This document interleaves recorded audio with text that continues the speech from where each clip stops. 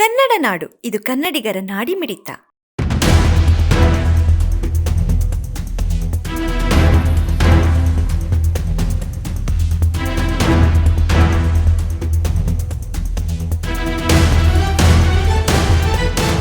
ಇಡೀ ನಮ್ಮ ಭಾರತದ ಜನತೆಗೆ ಬರ್ತಾ ಬೀಳುತ್ತೆ. ಯಾಕಂದ್ರೆ ಇದು ಎಲ್ಲ ಮಿಡ್ಲ್ ಕ್ಲಾಸ್ ಫ್ಯಾಮಿಲಿ ಇರೋರು ಈ ನಮ್ಮ ದೇಶದಲ್ಲಿ ಇರೋರೆಲ್ಲ ಅವರಿಗೆಲ್ಲ ತುಂಬಾ ಹೊರೆ ಆಗುತ್ತೆ. ಆಮೇಲೆ ಕೇಂದ್ರ ಸರ್ಕಾರಕ್ಕಾದ್ರೂ ಮೋದಿ ಅವರಿಗೆ ಆದ್ರೂ ಒಂದು ಮನವಿ, ಇಷ್ಟು ರೇಟ್ ಏರಿಸಬಾರ್ದು ಪೆಟ್ರೋಲ್. ಏನ್ರಿ, ಎಲ್ಲಿ ಜನಸಾಮಾನ್ಯರು ಎಲ್ಲಿದ್ದ ಪೆಟ್ರೋಲ್ ಹಾಕ್ಸ್ಕೊಳ್ತಾರೆ? ಇಷ್ಟು ರೇಟ್ ಹಾಕ್ಸಿದ್ರೆ ಒಂದೇ ವಾರದಲ್ಲಿ ಒಂದೇ ತಿಂಗಳಲ್ಲಿ ಮೂರು ಟೈಮ್ ಪೆಟ್ರೋಲ್ ರೇಟ್ ಇರ್ತದೆ. ಜನ ಯಾಕೆ ಜನ ಬದುಕಬೇಕಲ್ವಾ? ಬಡವ್ರ ಬಗ್ಗರೆಲ್ಲ ಜೀವನ ಮಾಡ್ಬೇಕಲ್ಲ.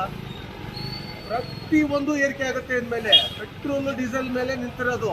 ಯಾಕಂದ್ರೆ ಸಾರಿಗೆ ಖರ್ಚೆಲ್ಲ ಬರುತ್ತೆ, ಪ್ರತಿ ಒಂದು ಸಾರಿಗೆದವರೆಲ್ಲ ಏರಿಸ್ತಾರೆ.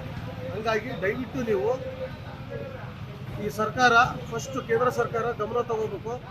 ಪೆಟ್ರೋಲು ಹಾಗೂ ಡೀಸೆಲ್ ರೇಟ್ ಕಮ್ಮಿ ಮಾಡಬೇಕು. ಬಹಳ ಹೊರೆ ಆಗುತ್ತೆ ಜನಸಾಮಾನ್ಯರಿಗೆಲ್ಲ. ಕೊಟ್ಟರಿಗಿನ ನಾಳೆ ಬರ್ಬೋದು, ಇಲ್ಲ ನಾಳೆ ಬರ್ಬೋದು.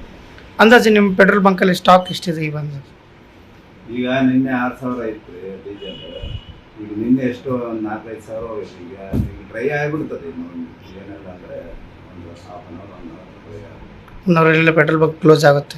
ಪೆಟ್ರೋಲ್ ಬಂಕ್ ಇರುತ್ತೆ, ಪೆಟ್ರೋಲ್ ಬಂಕ್ ಅಲ್ಲ, ಪೆಟ್ರೋಲ್ ಕ್ಲೋಸ್ ಆಗುತ್ತೆ, ಬಂಕ್ ಓಪನ್ ಇರ್ತದೆ. ಪೆಟ್ರೋಲ್ ಇವತ್ತು ನಡೀತದೆ, ಡೀಸೆಲ್ ಕ್ಲೋಸ್ ಆಗುತ್ತೆ. ಡೀಸೆಲ್ ಕ್ಲೋಸ್ ಆಗಿದೆ ಸರ್.